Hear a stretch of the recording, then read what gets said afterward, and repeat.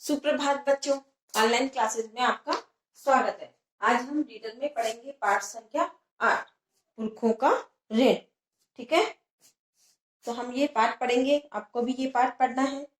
ठीक है, किताब आपके पास होगी, निकालिए सबने पाठ संख्या 8। ये वाला है पाठ संख्या 8, निकाल लिया। चित्र दिख रहा है आपको, जैसे कि पाठ के नाम से ही पता चल रहा है, पुरखों मानी हमारे पूर्वज। पता चल रहा है ना, बहुत अच्छा पाठ है ये आपका, पढ़ोगे तो बहुत अच्छा लगेगा हमको। तो हम स्टार्ट करते हैं। बहुत समय पहले की बात है, एक राजा था। वह अच्छा और उपकारी था। उपकारी मानी जो दूसरों पर उपकार करता हो या उपकार करने वाला। लिख लो आप, इस पे उपकारी के ऊपर लिख लो उपकार करने वाला। उपकारी उपकार करने वाला, उपकार करने वाला। अब ये वाक्यांश के लिए भी एक शब्द हो सकता है, उपकार करने वाला। इसको आप क्या बोलोगे? उपकारी।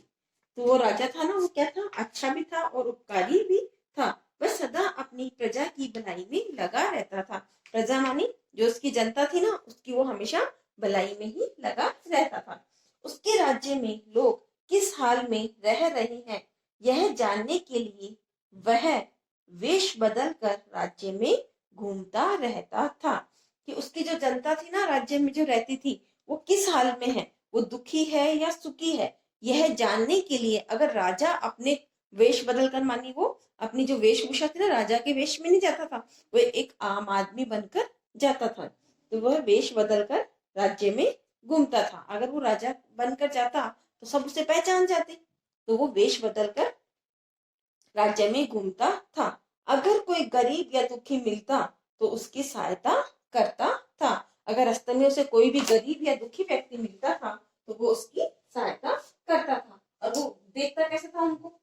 वह वेश बदल कर जाता था, मतलब राजा की वेश में नहीं जाता था। तो एक बार जैसे कि कोई आम व्यक्ति बन जाता है, साधु बन जाता है, कोई बेचने वाला बन जाता, कुछ भी बन जाता, वो वेश बदल लेता था अपना, और गरीब लोगों की, दुखी व्यक्तियों की सहायता करता था। एक दिन राजा घोड़े पर सवार होकर खेतों से गुजर रहा था।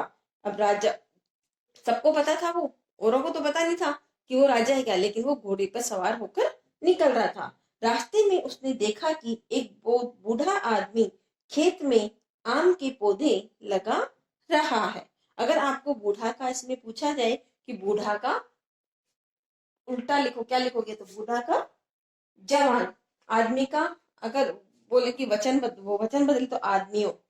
तो उसने रास्ते में उसने देखा कि एक बूढ़ा व्यक्ति, बूढ़ा आदमी खेत में आम के पौधे लगा रहा है। जैसे कि इस पिक्चर में भी दिखाई दे रहा है आपको, देखो ये रहा, ये खेत है, यहाँ पर ये बूढ़ा आदमी, देखो कितना बूढ़ा लग रहा है ना ये।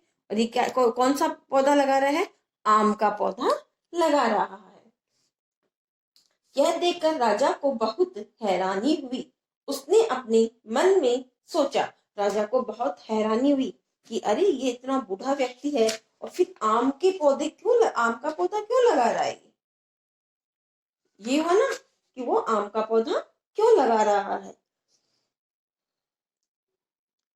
उसने मन में सोचा, जब तक इन पौधों पर फल आएंगे, कि वो आपको शक्ल इसकी दिख रहा है ना कि कितना बूढ़ा है, कि जब तक ये आम का पौधा एक पेड़ बनेगा और उस पे जब फल आएंगे, तब तक तो शायद ये बूढ़ा जो व्यक्ति है वह जीवित भी न रहे।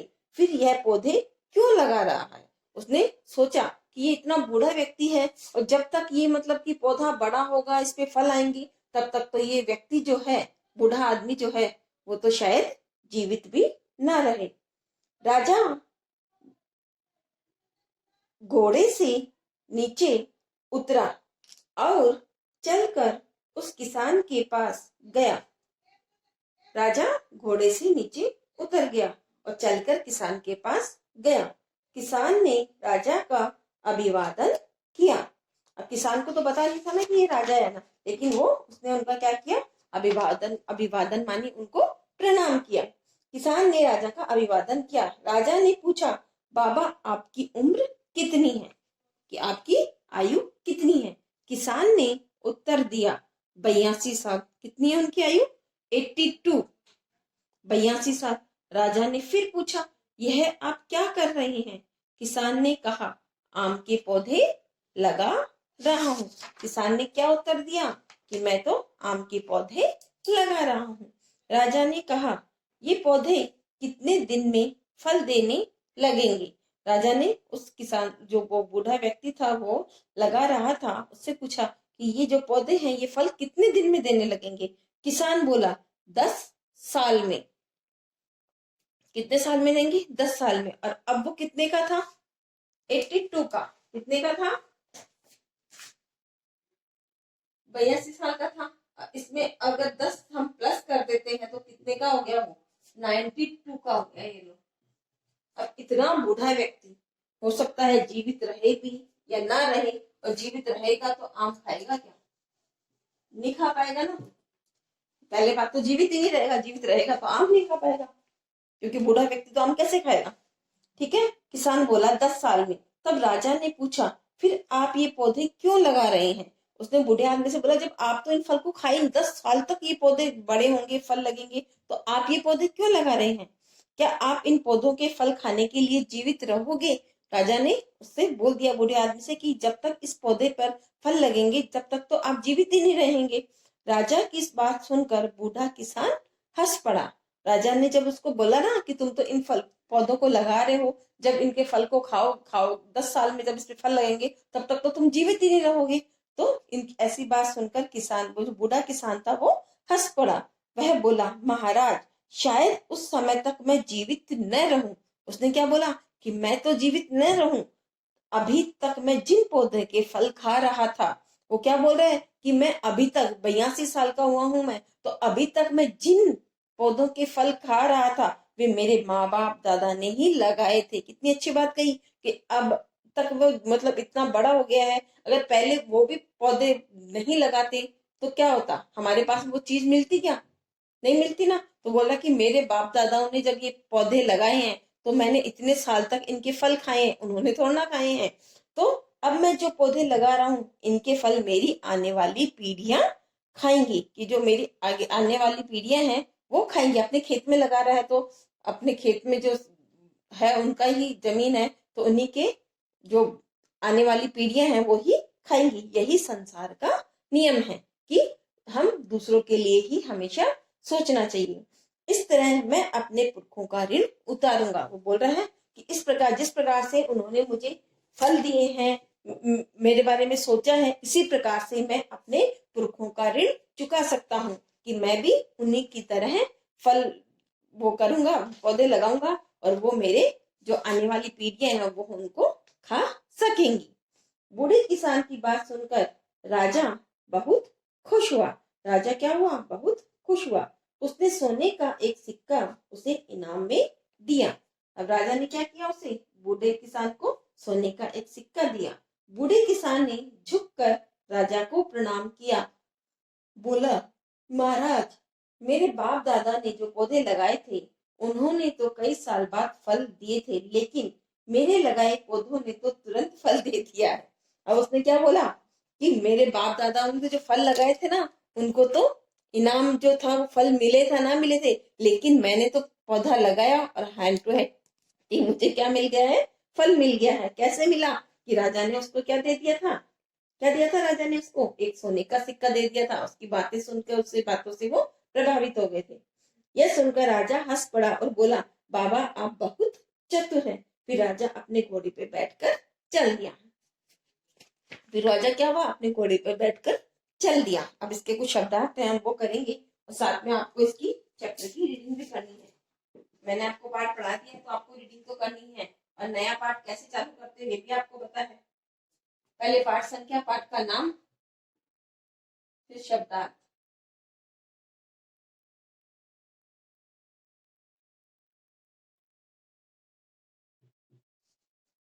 उपकारी,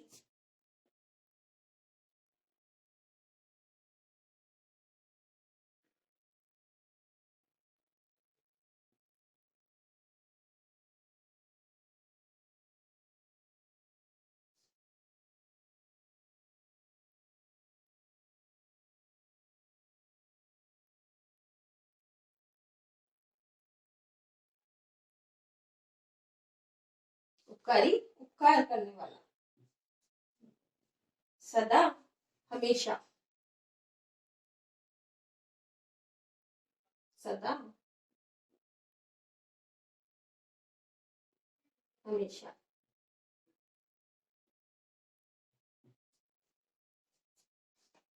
प्रजा जनता,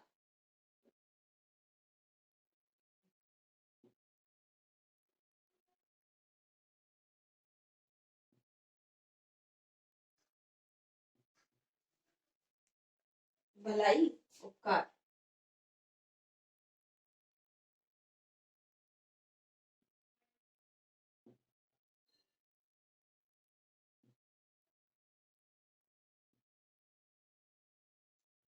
भलाई उपकार, हाल दशा,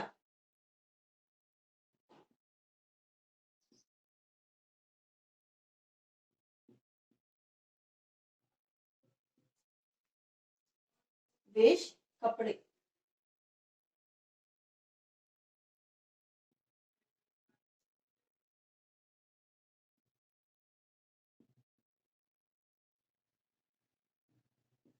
वेश कपड़े, हैरानी अचरज,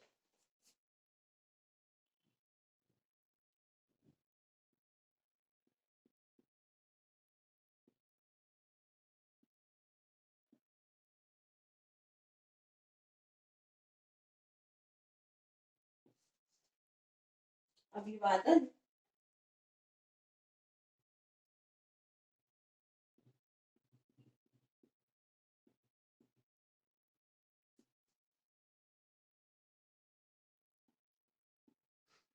प्रणाम,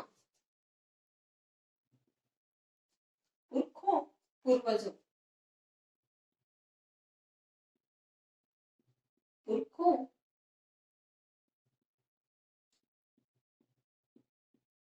पूर्वजों,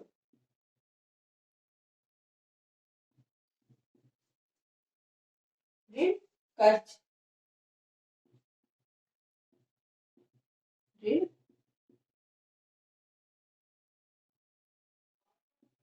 कर्ज,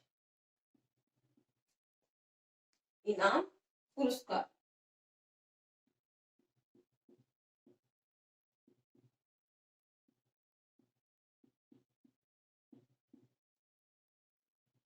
हो गया। तो ये आपको शब्दार्थ अपनी कॉपी में भी करने हैं, वो भी सुंदर हैंड राइटिंग में करने हैं। और ये जो जो मैंने आपको शब्दार्थ बताए हैं वो आप मेरे साथ में अभी अपनी किताब में लिख लीजिए। जहां पर भी आपको उपकारी शब्द मिल रहा है वहां पर लिख लीजिए उपकार करने वाला। लिख लिया? सदा हमेशा, प्रजा जनता, भलाई उपकार, हाल दशा, वेश कपड़े, हैरानी अचरज, अभिवादन प्रणाम, पुरखों पूर्वजों, ऋण कर्ज, इनाम पुरस्कार। ठीक है, तो ये आपने लिख लिए होंगे। अब थोड़ा सा मैं इस चैप्टर को मेरी लैंग्वेज में आपको समझा देती हूँ। पुरखों का ऋण, पुरखों मानी हमारे पूर्वज, पूर्वजों, जो हमारे बड़े बुजुर्ग हैं उनका कर्ज हम किस प्रकार से चुका सकते हैं। तो उस बूढ़े किसान ने हमें समझाया है कि जिस प्रकार से उन्होंने हमारे लिए पेड़ पौधे लगाए हैं, फल लगाए हैं, जो भी हमारे पूर्वजों ने हमें दिया है, तो हम उनकी तरह उन्हें वापस से देके हमारी पीढ़ी, उनको तो दे नहीं सकते हैं लेकिन आने वाली पीढ़ी को तो हम दे ही सकते हैं, दे सकते हैं ना। तो हमें भी उन्हीं की प्रकार से, उनकी प्रकार से ही हमें पेड़ पौधे लगाने चाहिए और जिससे कि आने वाली पीढ़ी भी उन फल को खा सके। ठीक है, समझ में आ गया? अगर अब इसकी किताब की लैंग्वेज में थोड़ा देखें तो क्या है कि एक बार एक राजा होता है, ठीक है, वो वेश बदल कर, बहुत उपकारी होता है, दान देने वाला होता है, वो वेश बदल कर राज्य में घूमता है कि उसकी जनता किस प्रकार से रह रही है, उनके दुख दर्द को वो दूर करता है। तो एक बार वह खेत में से घोड़े पर सवार होकर जा रहा होता है, तो रास्ते में उसे कौन मिलता है? बूढ़ा किसान मिलता है, जो कि खेत में क्या कर रहा है? आम के पौधे लगा रहा है। तो वो उससे पूछ लेता है कि वो बूढ़ा आदमी है, तो बोलता है कि तुम इतने बूढ़े हो फिर आम के पौधे क्यों लगा रहे हो? 82 साल के हो और 10 साल बाद में इस पे फल लगेंगे, तो तब तक तो तुम जीवित भी नहीं रहोगे, नहीं रहोगे ना, तो तुम इस पे भाई क्यों लगा रहे हो पौधे यहाँ पर? तो वो क्या बोलता है कि मेरे पुरखों ने, मेरे पूर्वजों ने, जब मैं इतना बड़ा हुआ हूँ तो मैं क्या खाकर हुआ हूँ? फल तो खाए हैं ना मैंने, तो मेरे पूर्वजों ने लगाए हैं तभी तो मैंने खाए हैं। तो मैं चाहता हूँ कि मेरी आने वाली पीढ़ी भी ये फल खाए, मैं खाऊं या ना खाऊं, लेकिन मेरी आने वाली पीढ़ी ये फल खाए, तो मैं अपने इस प्रकार से अपने पुरखों का ऋण चुका सकता हूँ। तो इसकी बात से प्रभावित होकर राजा ने उसको क्या दिया, सोने का सिक्का दिया। तब उसने, बूढ़े किसान ने क्या बोला कि मेरे तो पौधे अभी से ही फल देने लग गए हैं, क्योंकि उसे तो पैसे मिल गए थे। तो उसको वो राजा क्या बोलता है, तुम तो बहुत चतुर हो। तो आपको इस चैप्टर की रीडिंग भी करनी है और साथ में ये शब्दार्थ भी करने हैं। ओके, धन्यवाद।